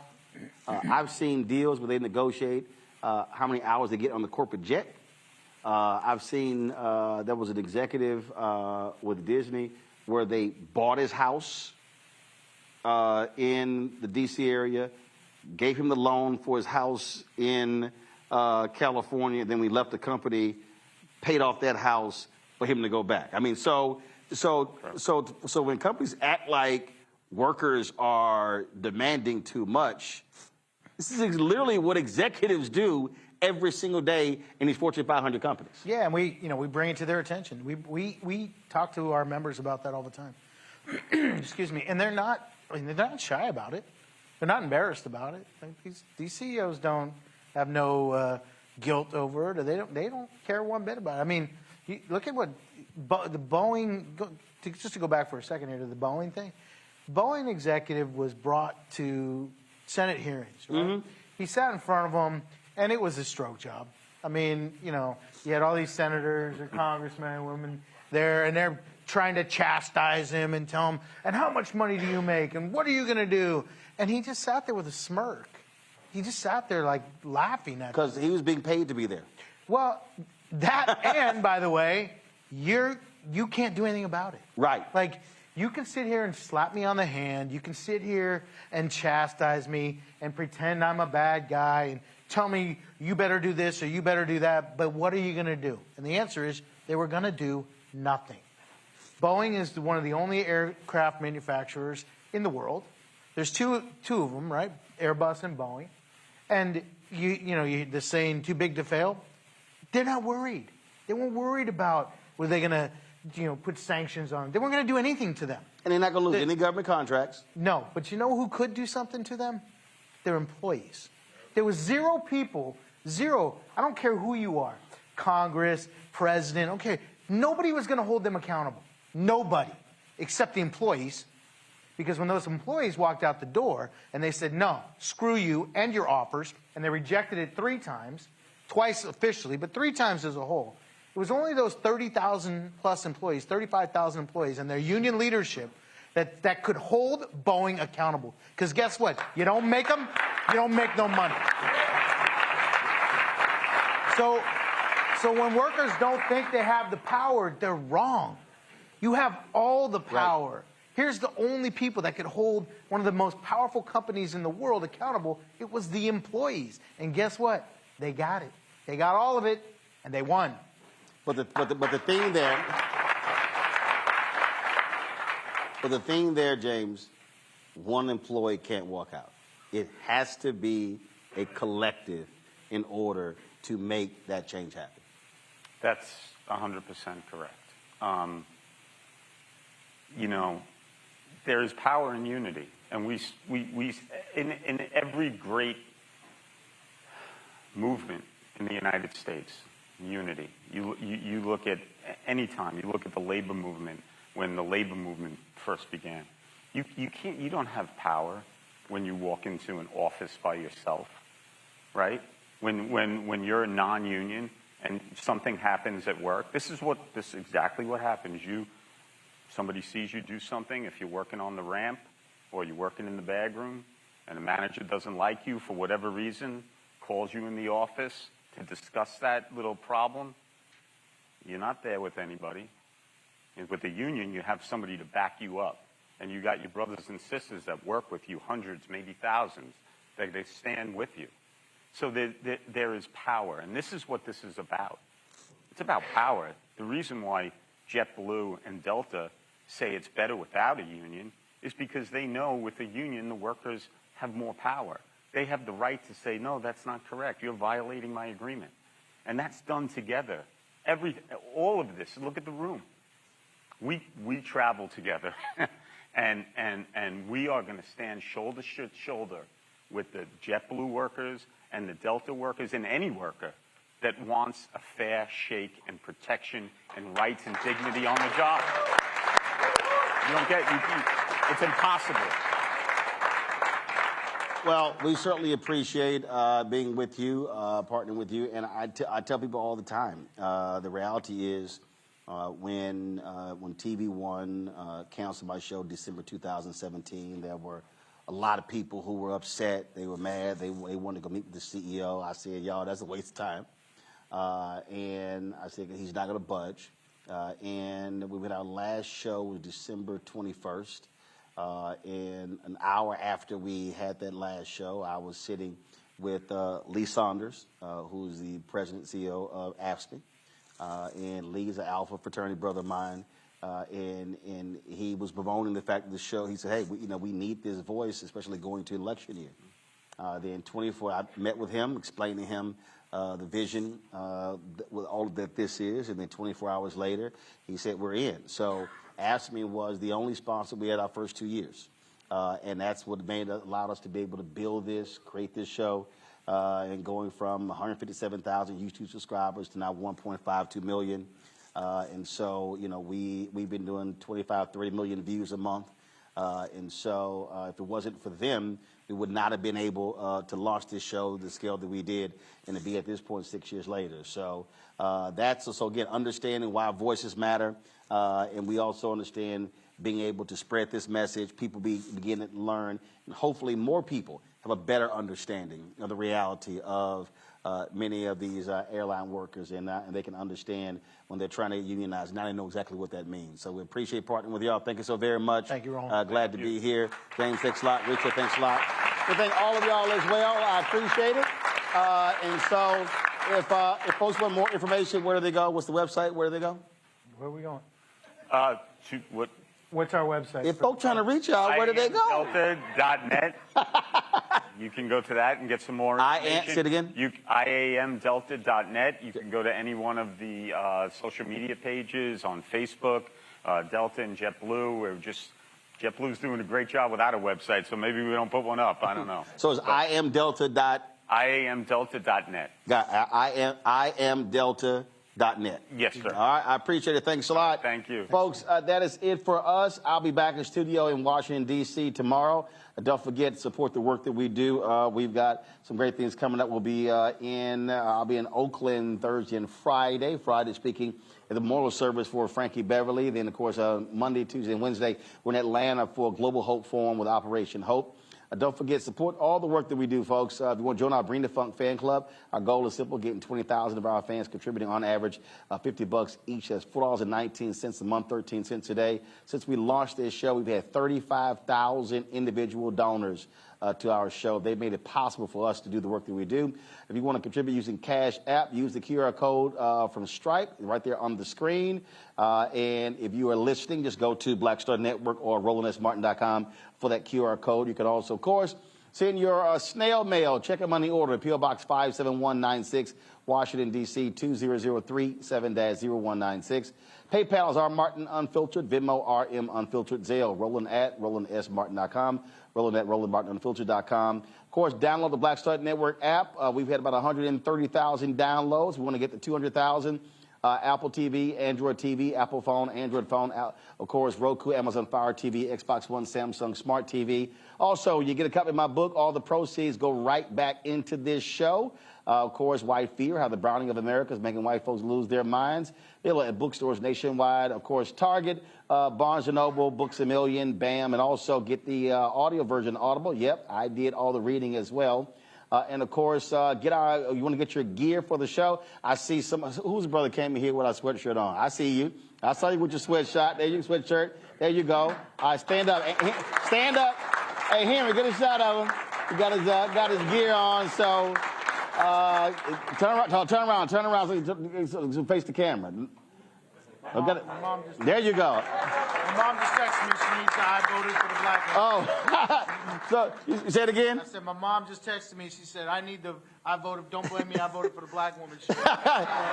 Y'all want to get that shirt? Just put it up right there. Go to Roland Martin. Go pull it up. That's right. RolandMartin.creator-spring.com. RolandMartin.creator-spring.com to get your shirt. Don't blame me. I voted for the black woman. I'm going to be wearing that a lot over the next 4 years. Apparently so will my mom. Yes, so will your mama. All right. And tell your mom when she gets her shirt, take a picture. I'll put it on social media, show it on the show. Folks, that's it. Again, let me thank all of y'all. Good luck in your efforts, and we appreciate helping y'all make this possible. And again, everybody deserves to get what they deserve to take care of themselves and their families. So thank you so very much. Folks, y'all know how I was in the show. I'll see y'all tomorrow. Holla!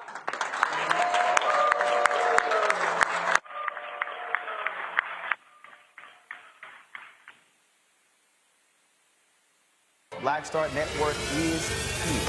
Oh, no punch! I'm real revolutionary right now. Thank you for being the voice of Black America. All momentum we have now, we have to keep this going. The video looks phenomenal. See, there's a difference between BlackStar Network and black-owned media and something like CNN. You can't be black-owned media and be scared. It's time to be smart. Bring your eyeballs home. You dig?